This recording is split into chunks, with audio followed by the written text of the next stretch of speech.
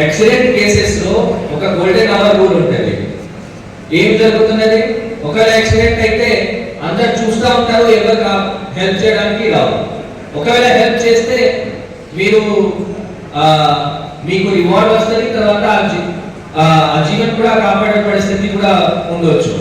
So మీ అందరి నుంచి మా కోరేది, మీరు ఎప్పుడైనా యాక్సిడెంట్ ఉన్నప్పుడు మాకేం సంబంధం, యాక్సిడెంట్ అయింది మేము చూసి వెళ్ళిపోతాం, చూసారు అది యాక్సిడెంట్ ఉంది వెళ్ళిపోతా ఉన్నాం.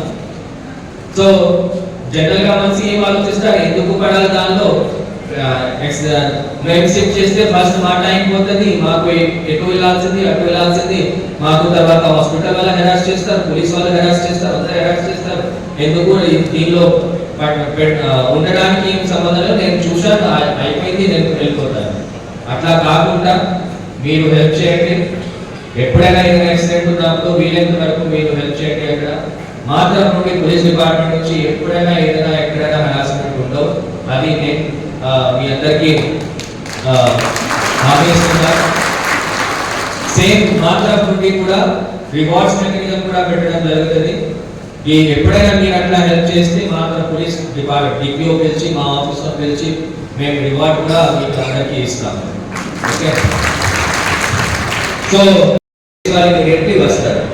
అది number 1. Number 2, emergency response.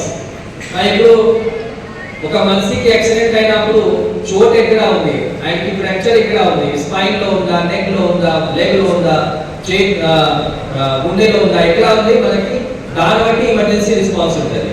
Suppose ఒక పర్సన్ కి నెక్ లో ఇంజరీ ఉంటుంది, మనం డైరెక్ట్లీ రెండు కాళ్ళు పట్టుకుని ఇద్దరు వ్యక్తి పట్టుకుని ఆటోలో షిఫ్ట్ చేస్తాం. నెక్ లో ఇంజరీ ఉంది, ఇంకా షిఫ్ట్ చేసినప్పుడు ఇంకా ఇంజరీ పెరుగుతుంది, దానివల్ల చనిపోతారు. సో కొన్ని ఎమర్జెన్సీ రెస్పాన్స్ నియమాలు ఉన్నాయి. అది మేము ఒక వేరే మళ్ళీ క్లాస్ తీసుకుంటాము. క్లాస్ అంటే ఒక అవగాహన పెడతాము కి సపోజ్ యాక్సిడెంట్ ఉన్నప్పుడు ఏం చేయాలి, ఏ విధంగా మనకి ట్రాన్స్ఫర్ చేయాలి. ఒక బైక్ రైడర్ ఆయన హెల్మెట్ ఉంది, ఆయనకి యాక్సిడెంట్ అయింది, ఆ హెల్మెట్ తీయాలా వద్దా? షిఫ్ట్ చేసినప్పుడు హెల్మెట్ తీయాలా వద్దా? తీయాలి.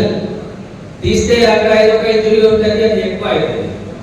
తీయకుండానే అట్లానే షిఫ్ట్ చేయాలి, హాస్పిటల్లో అవుతుంది సార్. ఓకే, అక్కడ తీయడానికి ఉండవు. బేసిక్ స్మాల్ థింగ్స్, బట్ మనకి తెలియదు కాబట్టి మనం చేయము. ఓకే, సో అందుకే యాక్సిడెంట్ ఉన్నప్పుడు ఒకటి ఫ్లాట్ ఏదో ఒక తీసుకొని దానిపైన షిఫ్ట్ చేసి అప్పుడు ఏదో ఒక వెహికల్ అంబులెన్స్ వచ్చినప్పుడు అంబులెన్స్ ఆర్ మన వెహికల్ పోలీస్ వెహికల్ వస్తే police vehicle or private vehicle దానిలో షిఫ్ట్ చేయాలి. So small things. సో రెండు చెప్పాను, ఒకటి డయల్ అటెండ్ చేయండి, రెండవ వీలైనంత వరకు ఇమీడియట్లీ షిఫ్ట్ చేయడం. ఇప్పుడు supreme court, central government, state government అందరూ ఒకటి రివార్డ్స్ కూడా దగ్గర. సో ఒక 4 వీలర్ ఆర్మీ అబ్బాయి ఫ్యామిలీతో పాటు బెంగళూరు నుంచి వైజాగ్ పోతున్నారు. సో ఆల్మోస్ట్ 10 అవర్స్ నుంచి 8 to 10 అవర్స్ నుంచి కంటిన్యూ ఆయన డ్రైవ్ చేస్తూ ఉన్నారు. అవతల సైడ్ ఒక ఓమ్ని వెహికల్ మహబూబ్ నగర్ నుంచి రాయచూర్ యాత్రికి పోతుంది. సో దానిలో 3 members female and 2 children, 5 members were there and 1 driver. ఇప్పుడు ఈ ఆర్మీ అబ్బాయి అంతసేపు నుంచి కంటిన్యూ డ్రైవ్ చేసినప్పుడు ఏమైంది, ఆయనకి అలసిపోయారు. జగ్లేర్ దగ్గర ఫుల్ స్ట్రీట్ రోడ్ ఉంది, ఆయన నడిపించినప్పుడు నిద్ర వచ్చింది. సడన్ గా ఆయన సెకండ్ లైన్ లో పోయారు. ముందు నుంచి ఆయన స్పీడ్ అంతా లేవు, ఓమ్ని వెహికల్ అంతా స్పీడ్ లేవు, కానీ ఆ రియాక్షన్ టైం లేదు కాబట్టి డైరెక్ట్ హెడ్ ఆన్ కొలిజన్ అయింది. ఆ యాక్సిడెంట్ లో 5 members చనిపోయారు. అటువైపు ఆ ఓమ్నిలో 3, ఇటువైపు 2. So now who is responsible? Responsibility ముఖ్యమైన ఈ ఆర్మీ అబ్బాయికి. అంతసేపు కంటిన్యూస్ వెహికల్ నడపడానికి ఉండవు, మనకు కూడా కెపాసిటీ ఉంటుంది. రెండవ, ముందు నుంచి వెహికల్ వచ్చినప్పుడు మనం కూడా ఒకసారి చూడాలి, మనం ఏ స్పీడ్ లో ఉంటామో అది కూడా చూసుకోవాలి. మనం ఆ రాయచూర్ వెహికల్ అక్కడ రూట్ కి maximum speed limit is 60 km/h. మనం దానిపైన 100, 120 అట్లా వెళ్తాం.